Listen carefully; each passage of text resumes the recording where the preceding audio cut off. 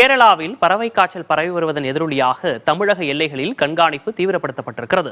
கிருமி நாசினி தெளிக்கப்பட்ட பின்னரே வாகனங்கள் அனுமதிக்கப்பட்டு வருகின்றன. கேரள மாநிலம் ஆலப்புழா மாவட்டத்தில் எடத்துவா மற்றும் செருதனா பஞ்சாயத்துகளில் வாத்துகள் பறவை காய்ச்சலால் பாதிக்கப்பட்டிருப்பது உறுதி செய்யப்பட்டது. இதனையடுத்து அந்த பகுதியில் இருக்கும் 18,000 வாத்துகளை கொல்வதற்கான நடவடிக்கைகளை அந்த மாநில சுகாதாரத்துறை எடுத்து வருகிறது. மேலும் வாத்து இறைச்சிகளை விற்கவும் தடை விதிக்கப்பட்டுள்ளது.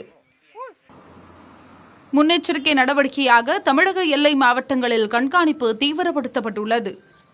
கேரளாவிலிருந்து கன்னியாகுமரி மாவட்டத்திற்குள் வரும் சரக்கு வாகனங்களுக்கு பூச்சிக்கொல்லி மருந்து தெளித்த பிறகே தமிழகத்திற்குள் அனுமதிக்கின்றனர். இதேபோல் கேரள எல்லையான தேனி மாவட்டம் போடிமெட்டு மற்றும் முந்தல் சோதனை சாவடிகளில் கேரளாவிலிருந்து போடிமெட்டு வழியாக தமிழக பகுதிகளுக்கு வரும் வாகனங்களை தமிழக கால்நடை பராமரிப்பு துறையினர் கண்காணித்து வருகின்றனர்.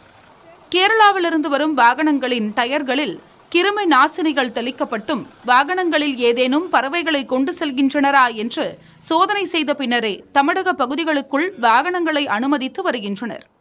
கோவை, கூடலூர் உள்ளிட்ட பகுதிகளிலும் தமிழக கேரள எல்லையில் கண்காணிப்பு தீவிரப்படுத்தப்பட்டுள்ளது. இதனிடையே நாமக்கல் கோழி பண்ணைகளில் நோய் தடுப்பு நடவடிக்கைகள் மேற்கொள்ளப்பட்டு வருகின்றன. கோழி பண்ணைகளில் உயிரி பாதுகாப்பு தொழில்நுட்பம் கடைபிடிப்பதால் தமிழகத்தில் நோய் பரவ வாய்ப்பு இல்லை என்று தமிழ்நாடு கோழி பண்ணையாளர் சங்க செயலாளர் சுந்தர்ராஜ் விளக்கம் அளித்துள்ளார். தமிழகத்திற்கு பறவை காய்ச்சல் வராமல் இருப்பதற்கு முன்னெச்சரிக்கை நடவடிக்கையாக கோழிகளுக்கு கிருமிநாசினி மருந்து வாரம் ஒரு முறை தெளிக்கப்படுகிறது. இதற்கு முன் வருடம் முழுவதுமாக வாரம் ஒரு முறை நாங்கள் கிருமிநாசினி மருந்து தெளித்துதான் பண்ணையை பராமரிக்கின்றோம். கேரளாவிற்கு இங்கிருந்து செல்கின்ற முட்டை வண்டியும் கோழி வண்டியும் கிருமிநாசினி மருந்து தெளித்துத்தான் அனுப்பப்படுகின்றது. அங்கிருந்து வருகின்ற வண்டிகளுக்கும் நமது பார்டரில் கிருமிநாசினி மருந்துகள் தெளித்து வண்டி தமிழகத்திற்கு வருகின்றது. அதே நேரத்தில் எல்லைகளில் கண்காணிப்பு நடவடிக்கைகள் முழுவீச்சில் நடைபெற்று வருவதால் தமிழகத்தில் பறவை காய்ச்சல் பரவும் வாய்ப்பு இல்லை என்று சுகாதாரத்துறை அதிகாரிகள் தெரிவித்துள்ளனர்.